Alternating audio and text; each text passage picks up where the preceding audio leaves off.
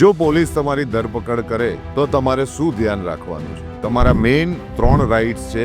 આ પ્રમાણે જો તમે ધ્યાન રાખશો તો જો પોલીસ તમને અરેસ્ટ કરશે તો પણ તમને કોઈ તકલીફ નહીં થાય. ફર્સ્ટ, જ્યારે પણ કોઈ તમને પોલીસ ધરપકડ કરે છે તો તમને તમારા ફેમિલી મેમ્બર્સ, રિલેટિવ્સ કે ફ્રેન્ડ્સને જાણ કરવાનો મોકો આપે છે.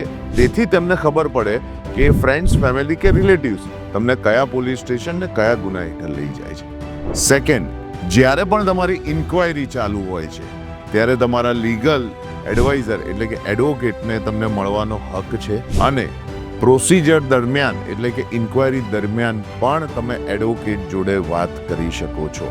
અને થર્ડ, જો તમારે અરેસ્ટ કરે અને મેજિસ્ટ્રેટ કોર્ટમાં લઈ જાય ત્યાં સુધીમાં પોલીસ તમારી જોડે કોઈ પણ જાતની ગેરવર્તણૂક કરે કે માર મારે તો તેની કમ્પ્લેન તમે મેજિસ્ટ્રેટને કરી શકો છો. અને જો માર મારવામાં આવ્યો હોય તો મેડિકલ ટ્રીટમેન્ટ પણ પોલીસ દ્વારા મેજિસ્ટ્રેટ થકી થતી હોય છે. આ રાઇટ્સ તમારે ધ્યાન રાખવાના છે.